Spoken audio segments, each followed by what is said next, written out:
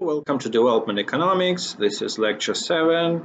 Again, we are continuing our impact evaluation, just short lectures dedicated to each of the methods of the impact evaluation. So this one is dedicated to difference-in-difference, or commonly known as Diff-in-diif.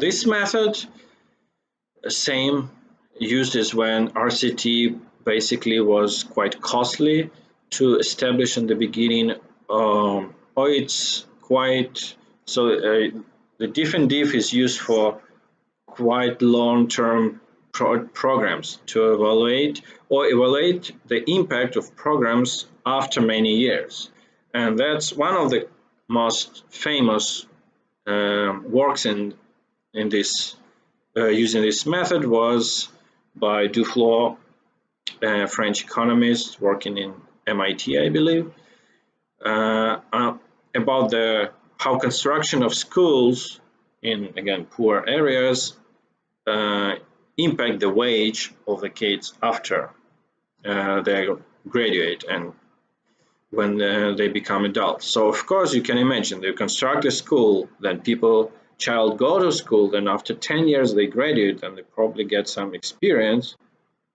So technically you need around 20 years of data to understand how what's the impact of that school was.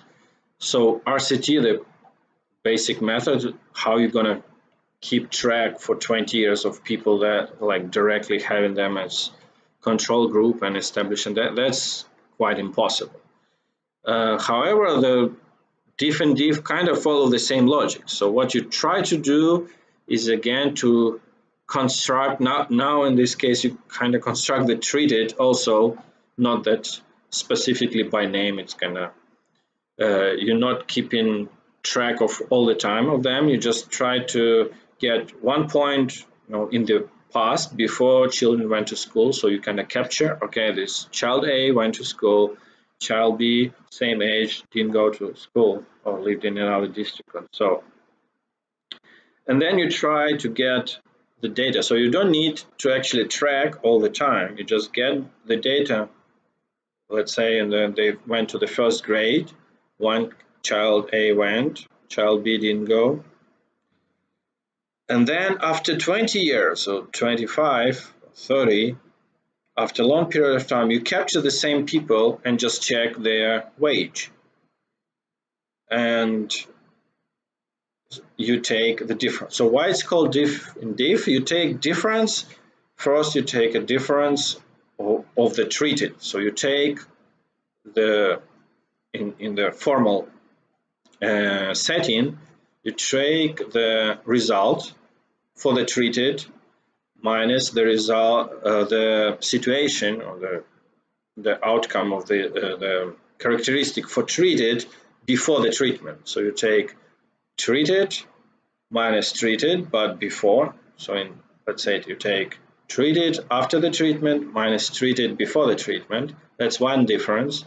And then you take difference non-treated at the time after the treatment. So it's a bit confusing, but if you imagine a timeline, that's quite easy. So you have two time points that are crucial, before treatment, after the treatment. And then you have two groups, treated, non-treated. So for non-treated, you take in the time when the program finished, you take their wage and then minus what was with treated, with non-treated before.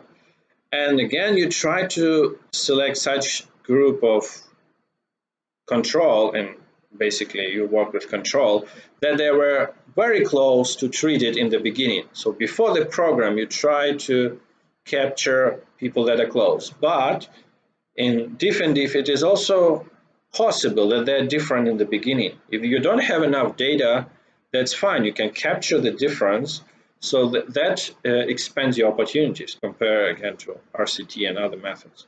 The Diff-in-diif allows you to have difference in the beginning, and then you can track basically the improvement after the program. Maybe, let's say, kids that went to school were richer relatively to other kids that didn't go to school, the family of those kids.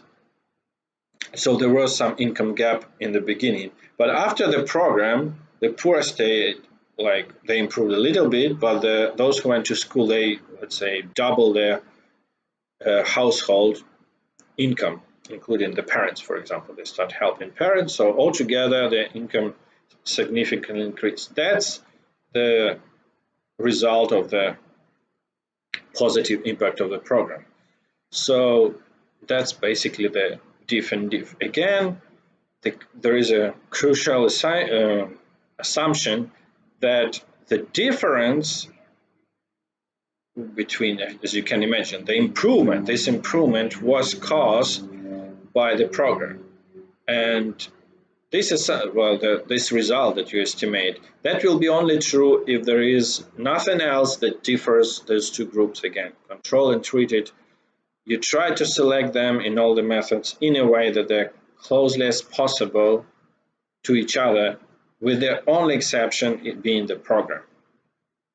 But again, with Diff-in-diif, it allows some difference in the beginning, but the logic is that that difference is not changing with time due to other than the program factors. So if there was an income gap before the children went to school, that income gap stay the same until the second evaluation of the program. So there was nothing else, no other program, competitive or other program, that changed the difference.